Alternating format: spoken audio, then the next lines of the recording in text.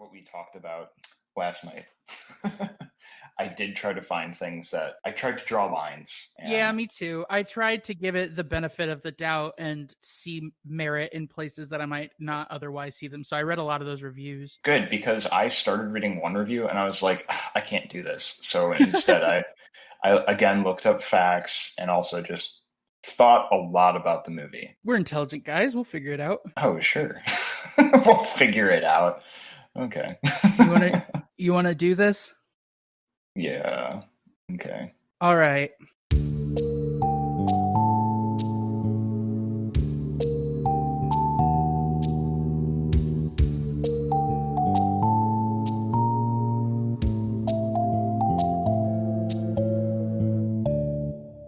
Hello, everybody, and welcome to Watch No Evil. This is Matt. And this is Zach. And today we're going to talk about I Am the Pretty Thing That Lives in the House, which both of us pretty much ubiquitously dislike. Mm-hmm. I don't want to. So I hope that you are all ready for that, because this one's going to be a heck of a ride. And we've made it too easy on you guys by giving you The Thing and The Conjuring, which are pretty much universally recognized as iconic horror cinema pieces. And it wouldn't be a good podcast if we didn't immediately challenge ourselves on episode 3 to try to find sense in this movie. Right. So I want to start, I guess, with talking about what the plot of the movie is, because there's a lot of narration. It gets really deep really fast. And by it gets really deep really fast, I mean that it tries to get really deep really fast, but nothing really feels like it has that much weight or gravity to it. And that's sort of one of my biggest problems with the film, is that although the plot is essentially woman goes to house to be a hospice nurse, house is haunted by ghost, old woman thinks that hospice nurse is ghost, hospice nurse sees ghost, dies, and then old woman dies because hospice nurse wasn't there to take care of her anymore. It can be boiled down pretty simply. Yes. In fact, so simply that I, of course, went to the Wikipedia page for this film, and the whole, Wikipedia, when you look at a movie movie's article on Wikipedia, it gives you like plot, cast, reception and all that stuff, awards if it has any. And the plot for this movie on Wikipedia is laid out in pretty graphic detail, and it's 5 paragraphs, and they are not long paragraphs. So that gives you an idea of just how much actually happens in this movie. Right. It's like nothing actually is important or feels important to the movie. And actually, that was one of my biggest beefs with a lot of the reviews that I was reading, which were essentially just glowing for this movie. Everybody said, oh, if you dislike the film, then you probably didn't understand it. First of all, that's a cop-out, and to me, it probably says that you didn't understand it, but you want us to think that you understand it. And then the other one is that a lot of people are mistaking atmosphere for plot. I'll give it to the movie in terms of like cinematography. I think that if you have this movie without the narration, if you actually cut it together a little bit differently, maybe made the scenes happen in a different sequence, it could have been a lot spookier than it actually was. But people are mistaking that like dark, hazy cinematography with being a plot point. It's not. Yeah, I think as far as atmosphere goes, like they did do a good job with atmosphere, but atmosphere is not plot. Like it feels like a horror movie in that, right? It's a creepy house. There are slow camera pans across the room. There are shots that they're centered, and it looks like, hey, there might be something happening in a corner of the shot that I'm not looking at. That's like maybe a ghost or something that is supposed to be ominous and this dark kind of haunting feeling, and nothing ever happens is really the essential problem of this. Like you're constantly looking for things when there is nothing to be found. Right. And there are so many times where the film actually undermines its own atmosphere. I think that one of the most effective scenes in the movie is she's been there for a year or two and she's doing the dishes and she looks at her arms and they're covered in like the moldy spots, like they're decaying. And then she looks at them again, she brings them up into frame and they're all bloated and decaying and rotting, sort of like the old woman in The Shining. Mm-hmm. And that was so fascinating. I don't know how far into the movie, like halfway through. And all I wanted to know was, why did that scene happen when it happened? And why didn't they at all expand on it? Because that had a lot of potential. That's the thing about this film that I think frustrates me the most, is that there are moments with real potential. And that was just a total missed opportunity. There's no more like psychological fallout that character experiences because of that. Right. And things like that with the bloated arms and the mold and basically anything that's scary that happens to her is just foreshadowing, because as you mentioned, she dies at the end of the movie. And it's not like a really graphic death. Like she literally she sees the ghost of Polly Parsons and dies from fear of seeing it. And that's the climax of the movie. But it's all foreshadowing up until that point. But in the first minute of the movie, she's narrating. And she has this very long monologue at the very beginning of the movie, and there's this kind of image sequence that happens. And in this narration, she says, "I am 28 and I will not make it to the age of 29," or something like that. She says, "I will be dead within a year." And then that kind of kills all the foreshadowing that happens later in the movie. I guess it's really no longer foreshadowing because she's already told you what's going to happen. Right. And so that has been done before. Having a character die in the beginning and then sort of rewind to their story, or rather have you be told that the character is going to die. One of the famous examples is Billy Wilder's Sunset Boulevard, 1950 movie. The main character is seen floating in a pool at the very beginning of the movie. You know that he's dead. The thing about it is that the drama and the cinematography and the action of the film, it distracts you from the fact that that's going to happen. So when it finally does happen at the end of the movie, you're just as shocked really as you would have been if it hadn't have been foreshadowed. And I think that every attempt to do that same thing since has been a failure. I just want to focus quickly on that you don't think anything has done it effectively since, with the whole "I am dead" and then the main character dies later in the movie. I beg to differ, just with the case of American Beauty. Kevin Spacey, yeah, I think that movie does it very well. I totally forgot that happens. Okay, but you know what? The substance of that movie makes it worth it. Right, and I mean, I think it just now occurred to me because of how you were talking about other movies that do that. It's a good comparison to make, I think, because in that movie, it starts in a very similar kind of way, except maybe less artsy. But it starts with this shot of like a nice suburban street with like a lot of trees along it, and it's the slow kind of like nature shot, basically. And it starts with Kevin Spacey's character narrating, saying, "I'll be dead within a year." And then it gets more into, his life and all that stuff. And there are moments that foreshadow his death in the actual plot of the movie. But there's, like you mentioned, there are like so many other things that build his character and make you care about him and bring you on this journey with him. And then when he dies, and it is a shocking way in which he dies, it's like you'd forgotten, oh, right. He told me right in the beginning that he was going to die. And you kind of feel dumb afterwards because he told you and it was still like shocking. I think that there's something about American Beauty and the way that they build their characters that even if you don't like them, you care about what's happening to them. And I don't mean care as in like you're rooting for them, but you're interested. And the character in I'm the Pretty Thing That Lives in the House is so flat. She has no real personality. There's nothing about her that makes you want to root for her to like get out of this. Right. In fact, pretty much all the main characters in American Beauty are pretty terrible people, but you still care about them more than anyone in this movie. Right. And I think that it's because even though they are bad people, they're interesting. They're made interesting. They sort of make Lily try to be this like very demure, very innocent person. She's afraid of the dark. She's afraid of reading that horror novel. And so I guess you're trying to feel for her as if you were that like innocent person, almost in a way that makes me think like this would be a horror movie that you would show to a 10-year-old.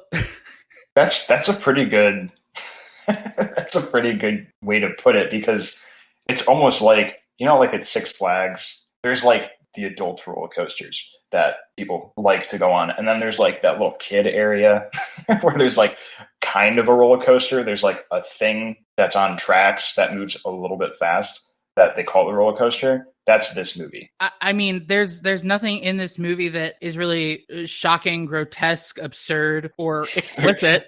There's that one like bit of a dip that like speeds up a little bit, makes kids go like woo. But there's no corkscrews, there's no loops. Yeah, there's nothing to keep you wanting to be on the ride. Right. I mean, I guess that's sort of a good pivot into characterization. One of the things about this movie is that there are three main characters, and they are all supposed to represent different stages of life. So there's Polly Parsons, who was the young bride, who is also the ghost. She's supposed to be like the youthful, innocent one. There's Lily, who is the 28-year-old girl that comes to the house to be a hospice nurse. She's supposed to be in the middle of her life. And then there's Iris, who is supposed to be at the end of her life character. So she's representing the woman at the end of her life. So there's these three women, the beginning, the middle, and the end. One of the things that I did think was interesting was Polly didn't remember how she died. Iris didn't remember the beginning of her life because of the dementia. And Lily, you don't get either the beginning or really the end. And so it creates these three characters. One doesn't know their end, one doesn't really understand their middle, and one doesn't remember their beginning. That's a really interesting like parallel between them in the stages of life, that they don't remember particular events that happened. All they remember is one singular part of it, and it's the part that they represent. They did nothing with that. Well, that's interesting that because you're mentioning this, and I have seen this movie 3 times now, and I've never even noticed that before. So if the writers and the director intended for that to be noticed, I'd like to think I'm a fairly intelligent person. I've seen it 3 times and I didn't notice. I was looking for anything to grab onto. Right. And you shouldn't have to be looking for something. If as a writer you've done a good job with your nuance and your metaphors and just overall writing skills, the audience shouldn't have to be looking for it on their 3rd watch through of the movie. Yeah, exactly. It should be at least a little bit obvious from the first viewing. Right. And I mean, the characters are there to represent something. I understand that they represent this, but even as 3 separate identities, they represent a woman at the beginning, the middle, and the end of her life, but also they aren't a complete person. There's nothing about them that makes you want to fear for their safety while she's in the house. I mean, everything that Lily does is through the lens of this innocent, very pure person who's afraid of, scary things, and she's nervous about being in the house. And that's something that you can play on, but she didn't have enough to do or say that made that believable. I mean, you're only supposed to know that she's afraid of the books because of the one time that she's looking at the bookshelf and she's like, oh, no, not for me. And then when she's lying in bed and she's trying to read The Lady in the Wall, and she's like, oh, you silly Billy. And then she opens the book, and it's the most effort that she expends in the entire movie. On anything, even on taking care of Iris. Her job. Yeah, there's like the one scene where she's brushing her hair. Right, and it's supposed to be because Iris thinks that she's Polly, and then it doesn't go anywhere. Like, even Iris, who is thinking that Polly is Lily, it never builds on that either. It never really makes you think about why Iris might believe that that's Polly. It doesn't really ever explain their relationship. They really just use that as a device to draw out some parallels between Polly and Lily. I just want to take a couple moments and talk about all the ways that they're similar.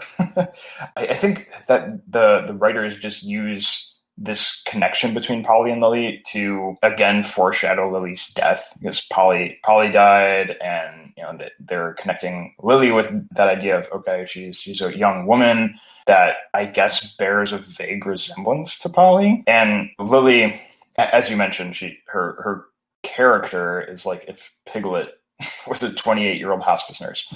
It's like that's her personality. She says heavens to Betsy and silly Billy, and it's completely unironic. But basically, the large part of her character that she presents to the audience is, I always wear white because I can never be touched. And that's another thing and she really does always wear white. She's always wearing white in whatever shot she's in. And it's not because she's a hospice nurse. It's not because she's a It's hospice because they really want to slap in your face that she is a pure and innocent soul. kind of like a bride, like Polly. And that's just another parallel. And it's like that seems to be the only reason why she wears white, besides the whole purity thing and like the flower thing that we'll probably touch on later. And her name is Lily. Lilies are white usually. I mean, they do mention, Lily mentions while she's on the phone with her friend that how she almost got married to someone and then she called it off. And so there's, I guess, that parallel, but that also distinguishes her from Polly, because Polly did get married and then immediately murdered by her husband. And that's another thing. It's like she almost gets married and then she didn't. And what's the meaning of that? Because you think that fact would like save her from the same fate as Polly, even though from the very beginning it's very clear that she's to suffer the same, or at least a similar fate to Polly, which is just dying. So it's just strange. It's another thing where it feels like it was like half written and they're like, oh, we'll use that later, but then they never did. I actually want to touch on that scene where she's on the phone because, first of all, I hate when dialogue in a movie is one-sided phone conversations. One of those reasons is because oftentimes you can tell that the performer is just reciting the lines and that there's no one actually speaking to her, because all of the lines were very, very flat. But she also calls her friend a slut, which is so out of character. I don't know if it was for comedy or if it was for shock value, but it did not connect. Just imagine that someone everyone knows is like this, where they'll say things like heavens to Betsy, and they truly seem like they have an innocent soul. They don't really make dirty jokes very often, but just imagine like heavens to Betsy, you slut. That does not roll off the tongue very well. It doesn't, and that's exactly what she does. It makes no sense whatsoever. I also think that they kill the friend plot so fast. They introduce that she has this friend. She's a little bit afraid of being in the house alone. Typically, when a heroine in a horror movie calls a friend, the friend like comes and checks on them late into the movie, or they have another conversation, and they don't do that. They just say, oh, she has a friend and she almost got married and we're never going to touch that again. That was also the first like jump scare in the movie where I shouldn't say jump scare because you see it coming the entire time. The phone cord is slowly getting pulled back and she's like just talking on the phone and you can tell that she's supposed to be afraid. And I can't speak from true experience, but if I was talking on a corded phone and someone started pulling the cord and I noticed the cord and I was in the house with someone else, I would probably turn around. Well, and the thing is, unless she had like a death grip on that phone, you wouldn't noticed some of the tension being pulled back. Like you would feel that the phone would want to go back in your hand, or at least back just because of someone else is pulling on it enough that it eventually flies out of her hand. It shows that she knows that it's going up. Right. And it's so like but you'd feel that something's pulling on it. It's not just going up, like you feel something's pulling on it. And then she just says, oh, like I must have dropped it. Yeah. And it's because it's just like, oh, nothing happened. But it's like, no, first of all, if you are in a house and you are a hospice nurse and that starts to happen, my first instinct, I think, would be to turn around and go, oh, Iris, is that you? And then seeing no one there and seeing this phone just being lifted up supernaturally into the air, I would leave. That would have solved much of the movie's problems if it had just ended there. But yeah, this isn't The Conjuring where the demon will follow you wherever you go. This very much seems like this is a ghost that lives in this house because she's the lady in the walls. She's the lady in the walls. And also the ghost isn't supposed to be malicious. It's never indicated that her goal is to bring Lily harm. So why that scene even happens is questionable.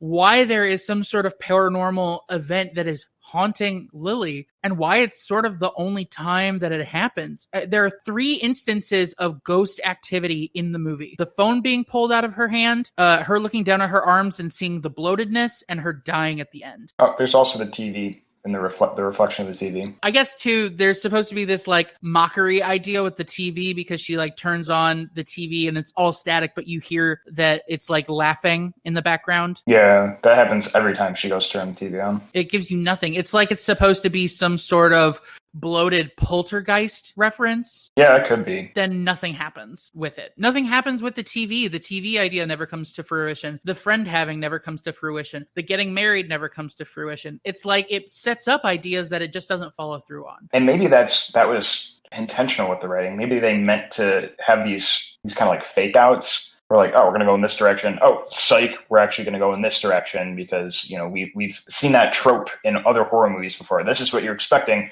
We're going to go this way instead. Oh, psych again. We're actually going to avoid that trope as well. And actually, the one review that I did partially read through, it said, this movie does a really good job of avoiding every horror movie trope, but in doing so, is devoid of plot. It reminds me, I posted a piece of music called Critical Band by James Tenney, and actually that I think is a really great example of a slow and long build. And the entire beginning of it is just all about like this creation of dissonance and this creation of sound. And at the 10-minute mark, it totally like opens and spreads and evolves. And hearing that as like a climactic moment is a real payoff. That's it. That's the exact word that popped into my mind is payoff. It sounds like we're absolutely like we hate this movie so much, and like we came to this podcast episode and we're like, yeah, we're gonna rip this movie to shreds. But that's truly not what we're trying to do. We really are trying to find meaning in this.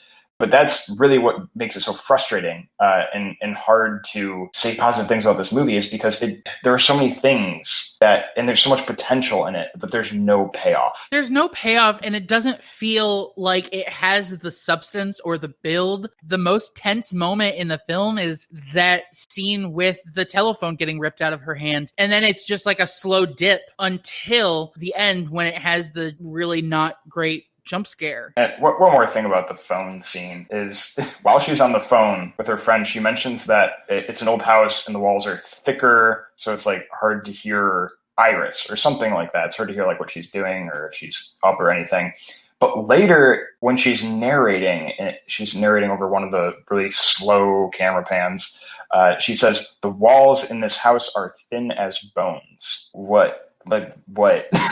When did they change? Are they thick or are they thin? Did we change the structural integrity of the house at some point? One of the things, though, that I think is sort of interesting about the film, and again, something that I wish that they had sort of expanded on, although not really, I guess if this is fair, their names are Lily and Iris, and obviously that's supposed to be representative of how flowers die and decay and, you know, flowers are going to rot. That being said, there is no nature imagery or nature scenes in the film.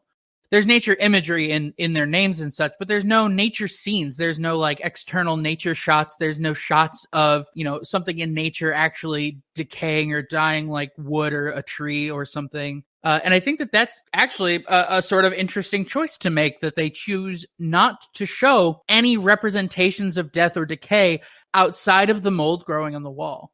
There's also another thing I noticed. It's interesting that you mentioned nature.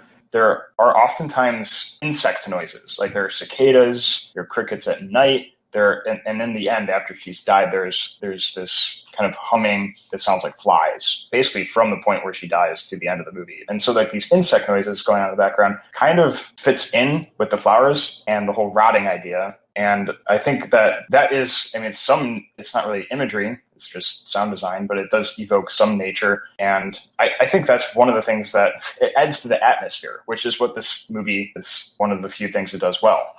Yeah, I think that the actual like beginning of the film, the scenes where it's just showing this like hazy overlaid Polly in her white dress against a black background, and it's sort of fuzzy and it's showing like movement a little bit. Those kinds of scenes are really interesting, and I think that they're very atmospheric. That being said, none of the rest of the film like holds up to the atmospheric potential of those scenes. I was thinking about this movie a lot last night after we watched it, and a lot during the day today. And those times where it's like the fade to black and then the image of either Polly or Lily later in the movie kind of like floats into view in the middle, and they're like looking off to the side. There's like the profile shot, and it's just them in the middle of the screen with blackness all around them. And I had this thought of like literature is obviously very important in this movie. Iris is a writer and make a big deal out of her books, and how Polly is in one of the books. She's the subject of the book. And I thought that this movie feels like a book with the narration and the pacing. Yeah. Like the fading to black almost feels like this is the end of a chapter, and then you get this kind of interlude with the monologues and these profile views of Polly and Lily. And then with the camera panning, like you get a lot of the camera slowly panning from left to right. It's like reading. You're reading from left to right. And I thought that was an interesting thing. So this got me going on another train of thought of left versus right in this movie. And this is actually when we were watching it, it's something that I started picking up on towards the end of the movie. I noticed that Lily and Polly are facing left in a lot of the shots. There's this one scene where Lily, it's towards the end when she's like about to get scared to death by Polly. I noticed that it's almost like they avoided having shots where Lily was facing right, and she's very often off center. And then when she is right before she sees Polly and dies, she goes down just the layout of the house. It's kind of like this walk around kind of thing. And she goes back to the kitchen, and then she walks clockwise through the house. So she walks to the right and then she dies. Okay, so it kind of feels like, oh, so she's kind of like going, and this might be me just reading into something that's not there, but it seems like it's just in the amount of shots where Lily is facing to the left, it just feels like it means something. I don't know. What did you think about how they had Lily, Iris, and Polly all at some point stare directly into the camera? I want to ask you before I tangent. Yes. Well, yeah, we discussed this. I mean, it does make me uncomfortable, so I guess they've accomplished that. But I feel like, so let's go with the book thing, all right? So let's say, okay, these are all characters in a book. And it just feels like there is this sense of narration. She is talking directly to the audience member, but to look straight at the camera, it just feels strange, at least in the horror genre. There's usually not this sense of like self-awareness, I guess. Of all the things in this movie, it's not a huge problem for me, but it just seems like a strange choice to me. The only way that I will consider having them stare directly into the camera acceptable is if Osgood Perkins is making a direct homage to his father, Anthony Perkins, in Psycho. If that was the goal in this movie, I consider it acceptable. Other than that, I don't. And the reason I don't is because it didn't feel in place. It happened during narration. I understand that in bits of narration, they are talking directly to the audience. That's sort of a fourth wall break in itself. But the narration and the actual action didn't necessarily go together. It felt like a glamour shot in like a depressing ad. Yeah, no, that's kind of what, at least when Lily looks straight into the camera at the beginning, I think that's kind of what upset me at that point. I didn't really care, like, when Iris did it. She wasn't talking or anything. She was not narrating. She never does narrate.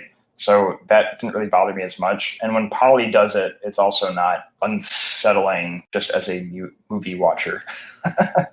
But I guess with looking straight into the camera, there is this, and this kind of goes along with the left versus right idea, there's a sense of symmetry. There are a few shots, like there's the whole like time-lapse thing with the house at the end that's very centered. The house is centered right in the shot, and there's this kind of sense of symmetry about the house. But also in the scene with the phone, when the cord's being pulled back, Lily is dead center of the shot. You're seeing her from behind, and she's right in the middle of the shot. It's not only the camera work, it's also there's some of it in the writing as well. There is the kind of like flashlight camera pan at the beginning. Oh yeah, where it goes over the child that you are supposed to believe is now inhabiting the house with some sort of family. Right. Where she says, "You only borrow the house, and now they are borrowing it from me." And that line it's the very first line or it's not the very first line, but it's at the beginning of the movie near that first flashlight shot. So that the line is, "A house with a death in it can never again be bought or sold by the living. It can only be borrowed by the ghosts that stayed behind."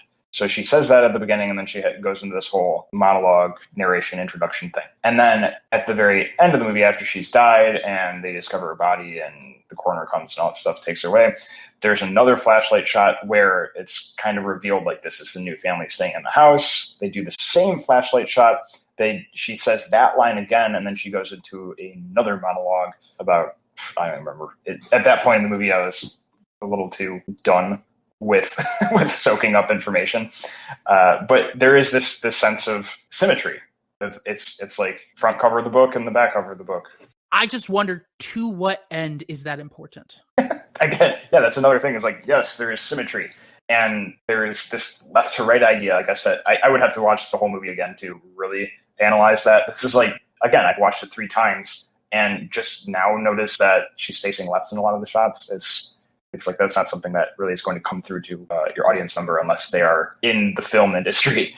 And they're watching it like 17 times. Right. And yeah, there's so many things that you could analyze, or you could just watch this as a horror movie. And like your average horror movie enthusiast is not really looking for all these artsy details. Let's be honest. And that's the thing about this too, is this movie makes you as the audience member bear the emotional and inspirational labor. All of the imaginativeness about this movie has to come from the audience member. Just like what you're doing now, you're talking about the symmetry. And I was talking earlier about the women, one being young, one being in the middle, and one being old. That's totally my idea. Mm-hmm. I didn't see that anywhere. I was just looking for some sort of meaning in the film. And so I guess if the goal of the film was to force the audience to have the imaginative labor of making it a good film, then it did its job. Does that make it a good, thoughtful film? I don't think so. Oh. I think that's sort of antithetical to being a good and thoughtful film. It's like when we were talking about The Conjuring, there's so much stuff in The Conjuring. There's so much set design and there's so much visual work that is put into what you are actually seeing on the screen past just the characters, that when you look at those, you see those items and you can imagine where those items might have come from or what they represent to the film, but they don't force you to do the labor of the work. It's something that you can just enjoy doing. In this film, it's totally different. It's backwards. Right. And then there are things at the end of the movie, there are events that happen that can connect. Like, for example, the whole like wearing red thing. That can connect. Maybe it was completely unintentional by the writers and the directors of the movie. It wasn't, but let's say it was. You can connect it to things later in the movie and say, as an audience member, I do believe that my thoughts on this earlier are connected to this, and it makes sense. Right. It gives you evidence. It gives you evidence to support your claims. They're not baseless. In this movie, it's mostly baseless. I mean, the fact that it sort of gives you the idea that Iris has dementia and that Lily died as a young bride, like that's evidence that, that's representative of it. But was that what they intended? There's no way to tell based on what physically happens in the movie, based on what is physically shown. Yeah.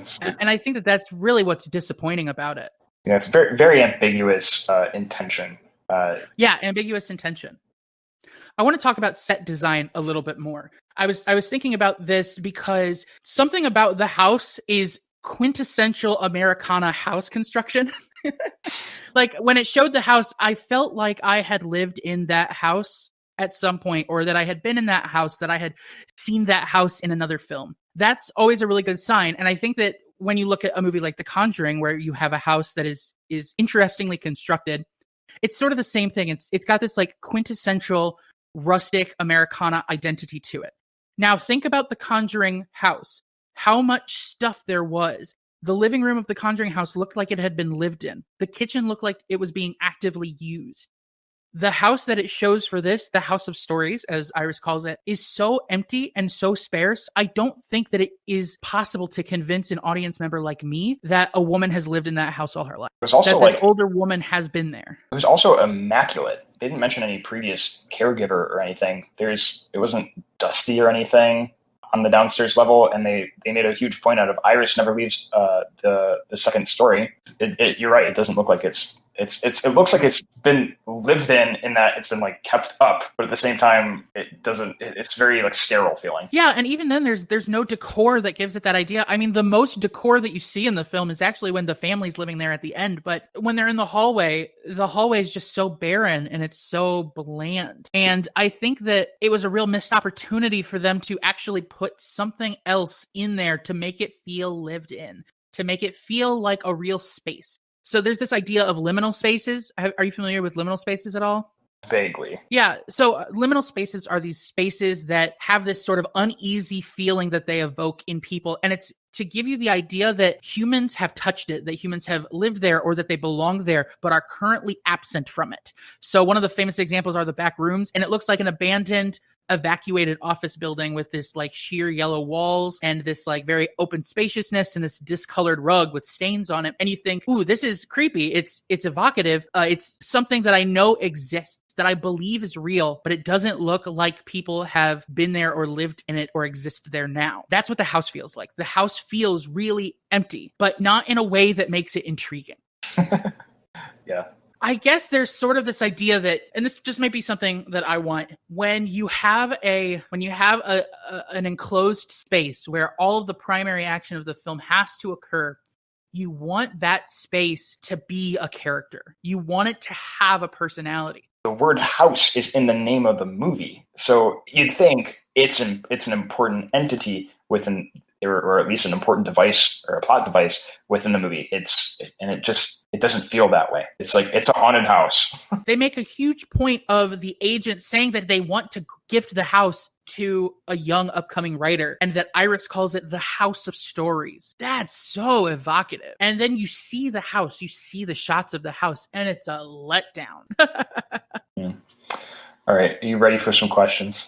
Can we talk about the sound design? We haven't done that yet. Yeah, definitely. Get that out of the Conjuring. There's definitely, yeah. No, you should definitely talk about sound design. We've talked about it a little bit already, but yes, please talk about sound design. Okay, so one of the things about the sound design in this movie, they took a voice and they threw it into Pro Tools, and then they hit the button that said stretch, and then they stretched it to an impossible length. But one of the things that they did that I thought was really cool and that I wished they did for the entire film was they had like a piano playing in the background, and then in what I'm assuming is some sort of multi-channel process, they had just the reverb of the piano, so you can still hear the piano, but you can tell that it's the reverb. And then on the master of the piano track, someone was like flicking it so that you sort of went in and out of like a live sound and this echoey background, and that was really cool. They did that really well. And then he never used it again. And that's it was a really spooky kind of effect. Like, that's something that is used in quite a few modern horror movies, movie soundtracks. It's something that like Leland Kirby does in his albums. He'll take like a track, have it be live, and then he'll just have the reverb and like bring in clips of the actual track. So it almost feels like you're hearing through water in your ears, and every once in a while the water will shift and you can actually hear things again. And that was really interesting and really cool. And then once it got into the meat of the film, that sort of went away. And the primary sound design in the film was to have just this like Paul Stretch voice sound, and then like some piano dips and dops everywhere, and then like occasionally a string. What that left out of the film was sort of that bassier substance that you need. And I don't mean like a Hans Zimmer like tuba bass. I mean something that didn't make it feel like it was just thrown into a Pro Tools session, mixed there in like this like pseudo music concrete fashion, but rather something that had real substance and real warmth and depth to it. It felt really flat. Like if there's something going on visually that makes sense with that, like this hollow kind of feeling, and then there's a ghost hidden way in the background of this shot, or something that gives you the sense of, all right, there's something to be looking for, something to fill the space, at least visually, that's missing in an auditory way. Right. And as someone who has done electronic music like that, it's very rudimentary. It didn't sound at all like it was filled or complex enough to actually give you something that added to the film rather than took away from the film. And I think part of the dissonance is that it's presenting what is on screen, this very rustic aesthetic, and then with something that you can tell was purely electronic made. And I think that doesn't match up, as opposed to other pieces of horror literature and horror music where there is an integration of electronic and acoustic sounds. And they sort of work together. They were too distinct in this film. So then when you got the piano little bits of melody, they felt out of place. And the whole like speak drone that was happening, it didn't feel like it belonged with what was visually occurring on the film. So you kind of mentioned that you get some more traditional aspects of music in other horror movie soundtracks. Like you'll get more strings and acoustic instruments that give you this sense of, this grounded sense of, I've heard this before. Like I know what these are familiar sound. Like in The Conjuring, for example, you get the house, which feels lived in. You have these familiar kind of objects that are in the house. There are portraits on the mantle, and things that make it feel familiar and human. And then there's these electronic sounds that bring this otherworldly kind of fear and this other presence that gives you this ominous sense that work with the events of the movie. And this, it sounds like from what you're saying and what I'm feeling when I listen to the sound design, is that it's a little too much otherworldly and not enough of familiar. They totally missed the mark. All right, okay, you got questions for me? I do have questions, not as many as before. My half-assed joke is, I am the petty thing that lives in the podcast. I like it. Keep going. All right. Awesome. So first question. So Oz Perkins, the writer and director, as you mentioned, is Anthony Perkins' son. Anthony Perkins, of course, played Norman Bates in Psycho. But Oz Perkins is also an actor. Yeah, I think he actually has more acting credits than directing and writing credits in the industry. Do you know what Oz Perkins' first role was? Was he a child in Psycho? Was he the young Norman Bates? He was. You're right. He was the young Norman Bates in Psycho 2. Oh. But, I mean, you got it, though. That's impressive. I just had a feeling. You said he was an actor, and I was like, oh, gosh. But he's also been in a couple other things. I just want to mention this. So he's been in Legally Blonde. Oh, who was he in Legally Blonde? He's the credit is as Dorky David. He's the guy that is like her classmate, and he's like always asking out this one girl, and she like helps him to get this date with this girl. You remember that guy? Yeah. Oh, yeah. That's awesome. It's a great movie, right? And he was also, J.J. Abrams is doing. I don't know if he's still doing them, but the new Star Trek movies. With Chris Pine so he also he was like an academy trainee, like Starfleet Academy trainee with like one line or something in that movie. So he's had a bunch of like minor roles. Oh, that's awesome. So this is kind of cool. Okay, next question. So Ruth Wilson, she's the actress that plays Lily, is best known for her titular role in the 2006 movie Jane Eyre. How many acting credits do you think that she had before she received that role? I'm going to guess, because you said somewhat big role, that this is either her like second or third role. You're right. I guess I gave it away. So she only had one. She only had one role before that, and that was on. She only had one role. Yes. So she's actually English. So she's doing an American accent through this whole movie. I Am the Pretty Thing, and. That one role was on the black comedy series Suburban Shootout, which was with Tom Hiddleston. And so she has a lot of history in British TV series. And so she also appears in Luther, like the British, it's like a crime procedural kind of thing with Idris Elba. Have you seen that before? I have not, but that sounds more interesting than this movie. Oh, it is. It is. I've watched some episodes before. It's it's a good kind of like detective show. It's on Netflix too. And so she's done the Suburban Shootout with Tom Hiddleston and Luther with Idris Elba. So I was like, she's basically an honorary cast member of the Thor movies. She's the British Natalie Portman. Right. Okay. All right. So next one. This is your multiple choice question. So I Am the Pretty Thing That Lives in the House premiered at the 2016 Toronto Film Festival. What award did it win? No. I don't know. Makeup? It did not win an award. I said, psych, this movie sucks. It didn't win any awards. All right. Well, okay. At first you said no, and I was like, oh, he got my trick question. That's unfair. Oh, man. Yeah, it is. It is unfair. I was writing this earlier. I was like, I'm going to throw a trick one in here because I haven't done it yet. So it was at the Toronto Film Festival. That part was true. And it was presented under the Vanguard category. I don't know what that means. Do you have any idea? Either. No, I should have looked it up. I have no clue.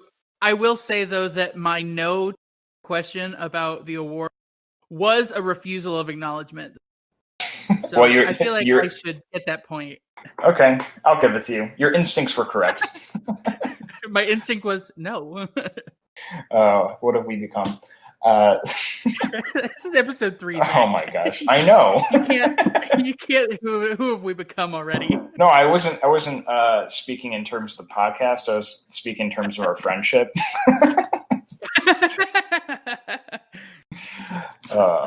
Anyways, that was the last question. I just want to finish this random lightning round of silliness with so Polly's last name is supposed to be Parsons, right? Right. So Lily Saylor, we got Iris Bloom, and then Polly Parsons. And it's like I was wondering, what does Parsons mean? Since this is a literary kind of idea behind this movie, it's like Parsons got to mean something. The name Parsons comes from the word person. It's literally like she's just a person. So I thought that was like that I think sums up well just the disappointment of where you can look for meaning in this movie and there's nothing behind it. There's all this stuff to look at that implies meaning, and then you look behind it and you go, oh, okay, there's nothing there. All right, thanks everyone for listening to episode 3 of Watch No Evil. This is Zach. And this is Matt. And we will be with you next week with another episode.